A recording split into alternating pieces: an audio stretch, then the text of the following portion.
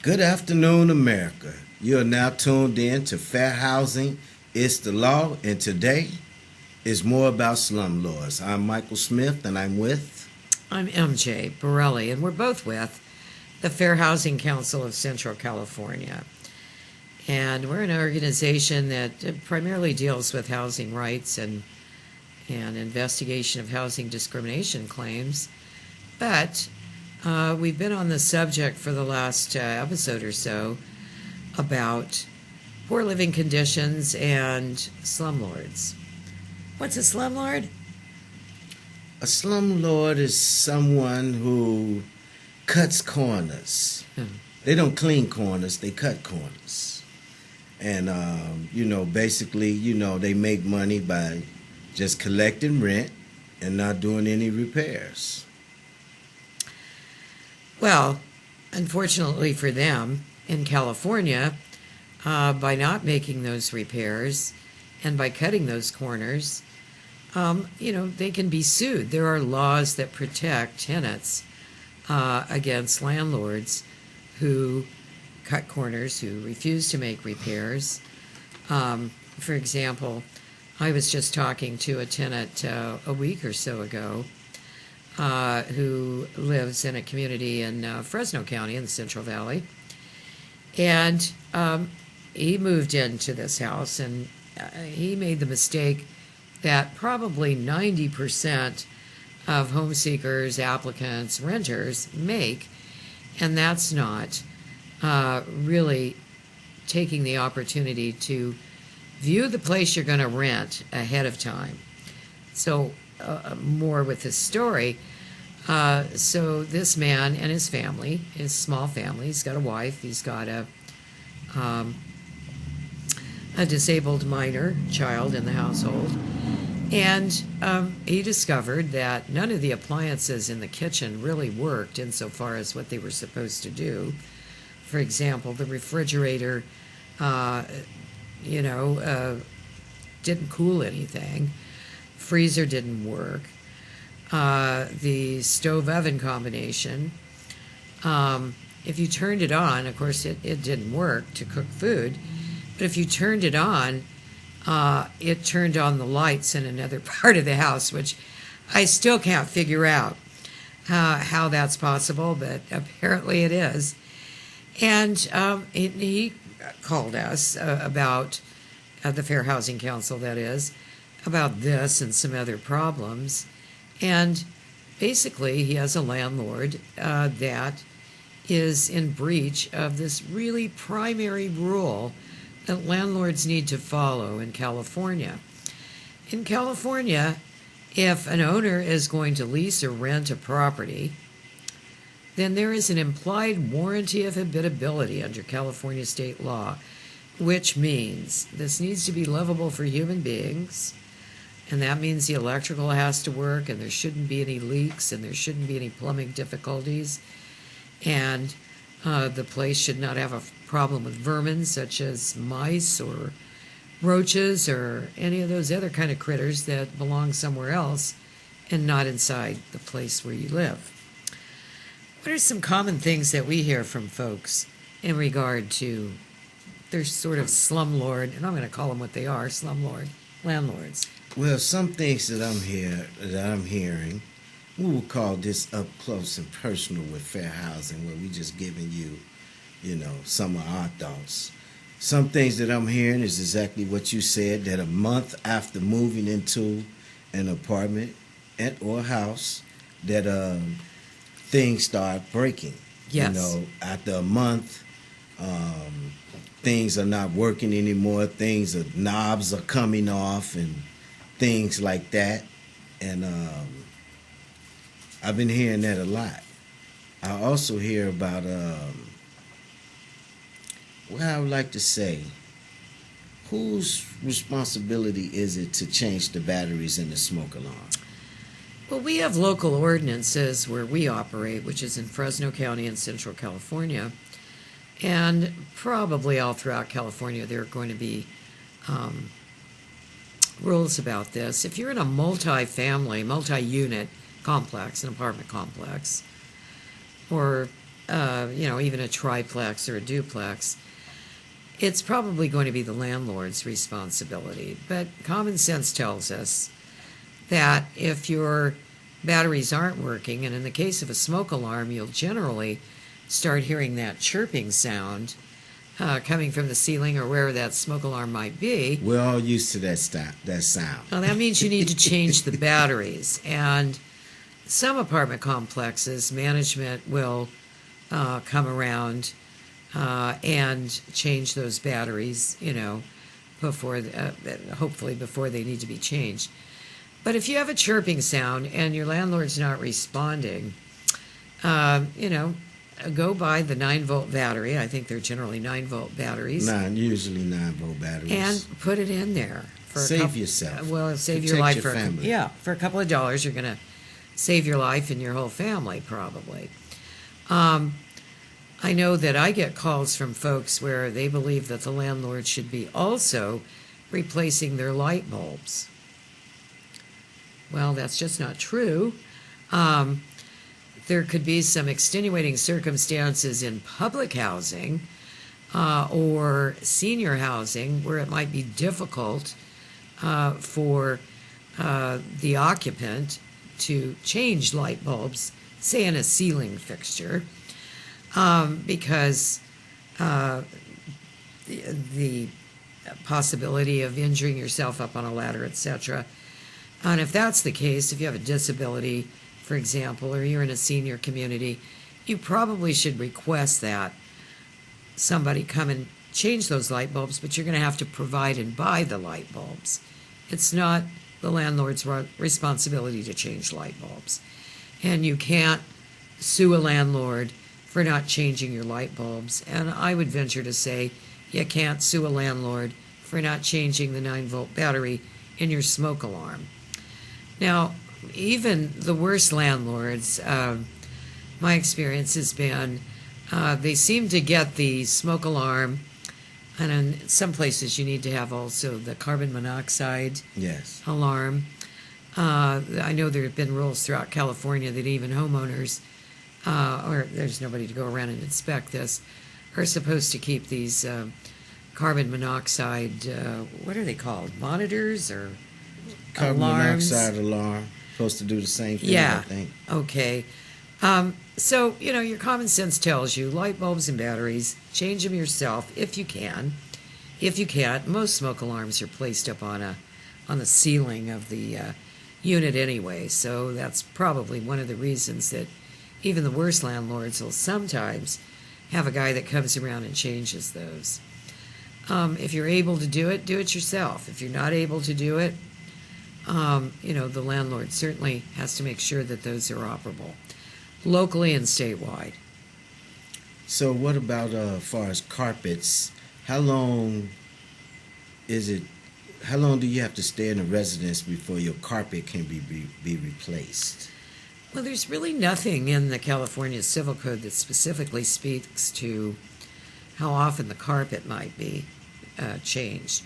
Although landlords who continue to rent out places that have carpets that are in unsafe or unsanitary shape, you certainly could make a case there. But I think everybody is under this mistaken notion that there is a period of time where the landlord must replace the carpet. And generally speaking, what landlords do, if they're even a pretty good landlord, is to clean the carpet after somebody vacates. But I have seen carpets in units that I would consider to be in really unsafe and unsanitary shape. And if I were a landlord or property management company, I think probably one of the first things I would do with units is to remove carpets altogether and lay a different kind of flooring down, or seal, if it's concrete, seal it. People can use their own area rugs if they're looking for that warmth underfoot, because carpets are really, really, really, really terrible.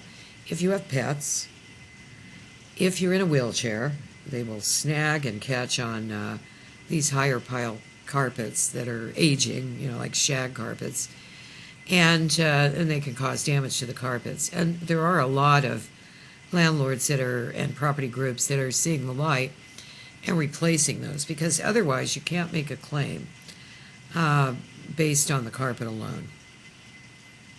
Oh, okay. Now, we covered the light bulbs. Like they say, a lot of appliances and things, and once you move in, they start breaking, and that's because when the last occupant move out, usually a slumlord will use the cheapest materials possible, probably, and just do like a cosmetic job where they, gluing and things like that, just enough to get you in there, pass to get you in there. Then once you in, it's on you. So you got to inspect when you're moving in somewhere. You got to really check. Don't just look at it, and you got to really check where you're moving into, because that's your place that you're moving into. That's right. Check the carpets, and if the carpet seems like it's not going to work for you, you can always make a request to the landlord in respect to the carpet to have it removed even. And certainly we've worked with disabled folks who had problems with carpets in their wheelchairs catching and, providing kind of a dangerous situation for folks who have mobility disabilities. And we've requested that because of the person's disability, the carpet doesn't work, and that maybe the landlord could remove that carpet. Many landlords are amenable to this and will sometimes do this. The slumlord guys probably won't do it because they don't care. So if you move in to a rental, and that rental includes appliances like a refrigerator and a stove, then and a dishwasher, then all of those things under California state law should be operable. If they're not operable, there's a problem, and you need to address that problem with the landlord or the manager as soon as possible. But once again, make sure this is this is something that is becoming way too common with apartment complexes, and that is, we're not going to show you the unit that you're going to rent or move into. We're going to show you a model unit so you can kind of see they all look alike. Oh, well, first of all, they don't all look alike. They may be configured the same, but they never all look alike. So you want to, if you're interested in moving into that complex, you want to demand to see, I'm not going to put any down payment down here, deposit, unless I can see the actual property I'm going to move into. And then if they don't want to show it to you, well, that's a big old red flag. Move on to another possibility there. Go to another complex. Go to another management company. Mm. But these things should all work. Nobody should have to make repairs to their own stove or refrigerator. If you do, then the landlord is still liable for those charges, and you're allowed to deduct whatever the cost of a repair to fix an icebox or a refrigerator or a stove oven. You're going to put those receipts in with your rent check and deduct them from the rent. You're allowed to do that under California state law because the landlord has that implied warranty of habitability, and that means all these things need to work. You're moving in to an apartment, not a barn, not a shed. I know another thing that they got that most of us, California and probably everywhere, a lot of the restrooms don't have windows, and they just got that thing up there. That, fan? Yeah, the fan up there that works. So when you're taking a hot, steamy shower over an amount of time, it builds up that mold. Yep. That discoloration on the ceiling start turning brown. Well, it's not discoloration. It is plant life. So it is a living thing up there. That I'm not sure that building codes allow that anymore. There has to be ventilation in rooms like that. Now, these fans used to, and I've lived in places that had the fans instead of windows for ventilation in the bathroom, and it's just as you say, those are a problem. Um, there's a little fine line here because when you are a renter, you're still the steward of that property for as long as you have possession of the unit, as long as you're renting it. So that means you have to clean up and try to keep this kind of stuff at bay if you can. If you move in and it's already pretty bad with something like mold or mildew, you either are going to Speak up. yeah, you're going to speak up and you're going to say, maybe I'm not going to rent this place after all. Or sometimes landlords will get on it and do it. And really, most of the time, what they do is paint over it. Yeah. Got to remember, if they're attempting to make a repair, that's a good thing. If it breaks again, then you're going to make another complaint. They need to have these units in good working, and there needs to be that livability factor. If it's not there, you don't want to move there. And I always tell people, it's just like if you're buying a house. If you're buying a house, you're looking down at the baseboards. You're looking to see if there ever were any leaks or stains in the ceiling. You're looking at the electrical box. There's no reason why you can't do the same thing when you are renting a house or an apartment. You want to make sure that it's a safe place to live, it's livable, and when you check these kinds of things, it's a good way to gauge, looking around the baseboards, behind the icebox, behind the stove. That's where you're going to see evidence of rodent infestation a lot of times, if that's a problem. So you want to look at those things. I would like to say also with the bathroom, you know how you mop and you clean your bathroom? You would want to throw, a lot of people don't think about cleaning the ceiling, but that's a part of it. You might want to put that in your program also. You could buy a mold removal spray. They also great value, got a bathroom kitchen cleaner with bleach in it, and you just spray your ceiling, and it goes away. So if you just kind of keep it up, keep the maintenance up on that, you could keep the mold down, even prevent it. Yes, and that's a problem. I'm not sure that anymore they're allowed to build bathrooms in that way. There has to be a better ventilation system.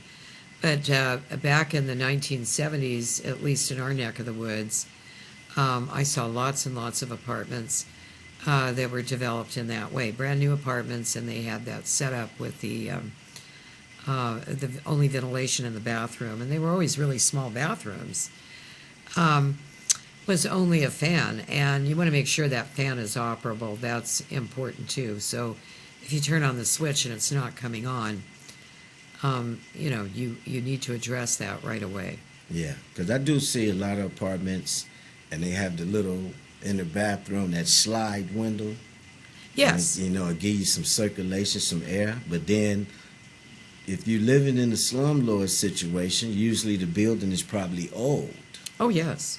And so those are the people who fall victim to that, because you're moving into an old complex. They're not doing too many repairs, and they're kind of marketing to a certain group that they're moving in there.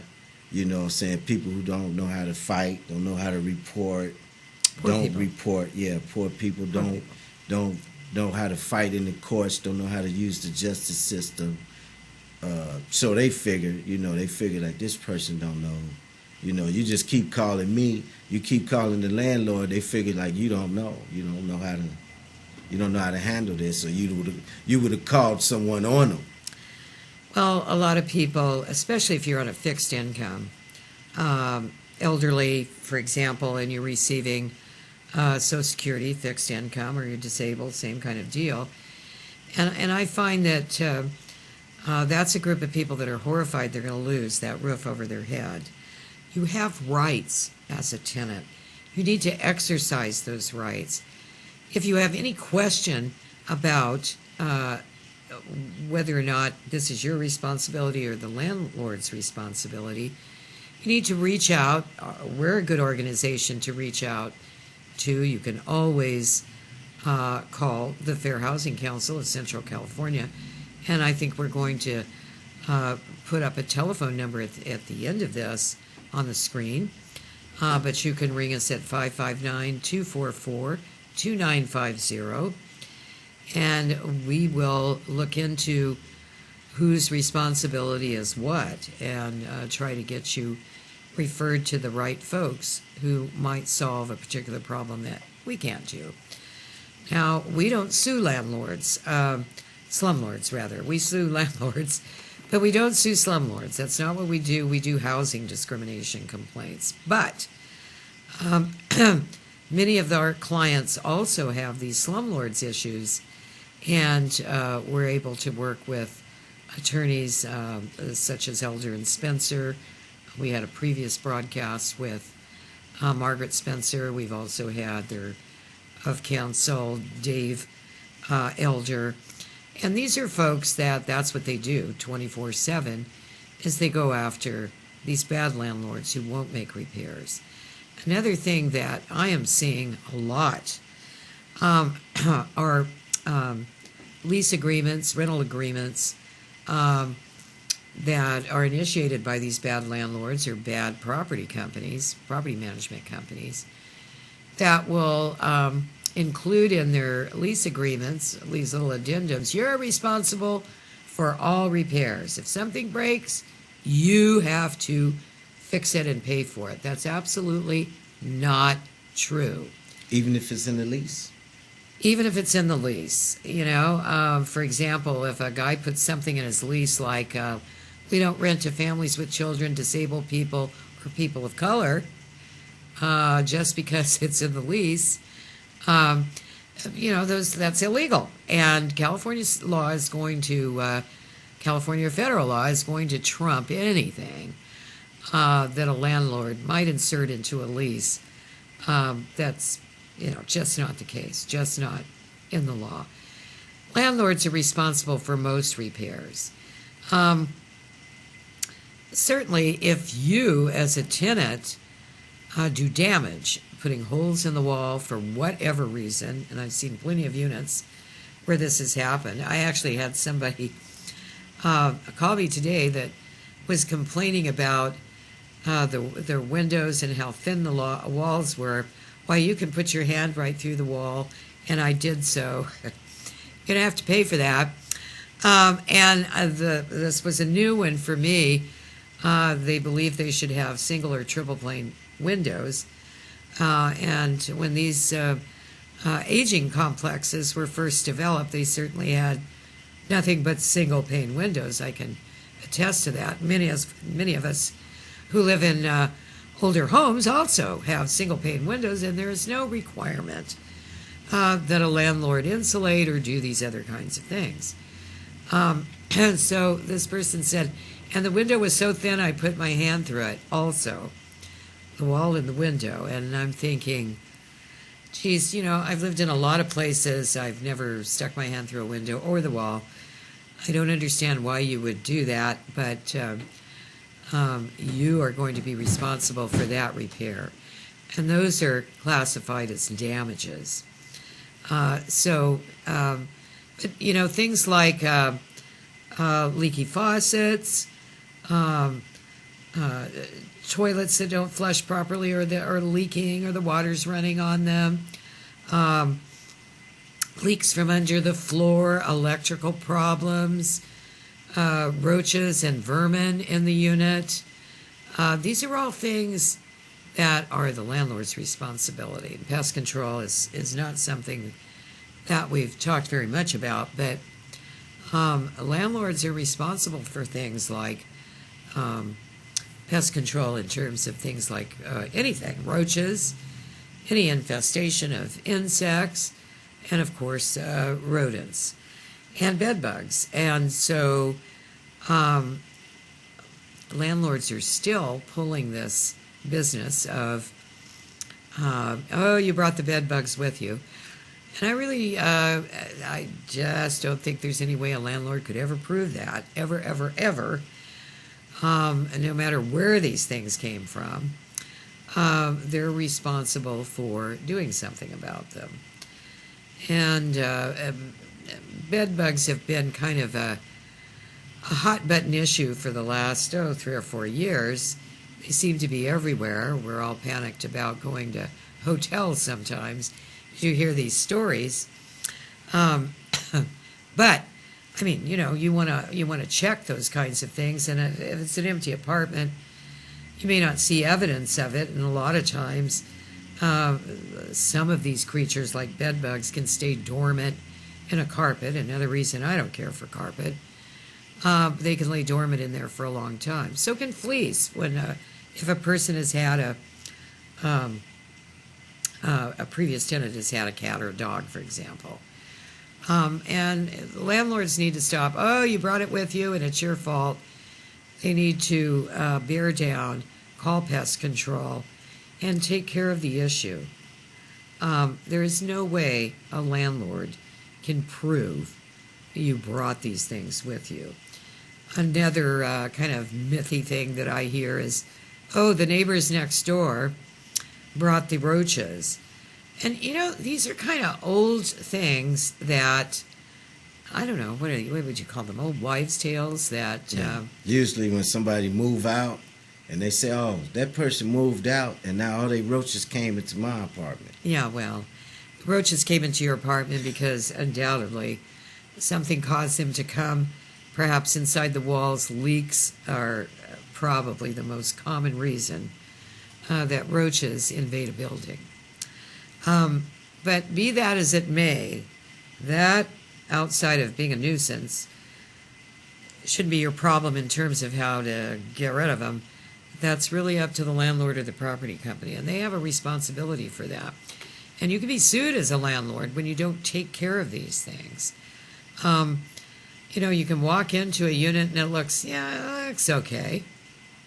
And then you move in and you have mice. So you start seeing mice droppings behind the stove or the icebox.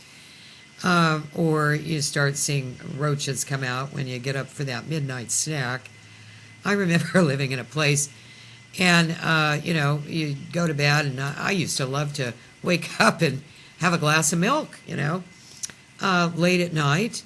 Put me back to sleep. And this one place I lived, every time I would turn on the lights, then here would be these roaches, and it was a big problem. And I know a lot of folks experience that, but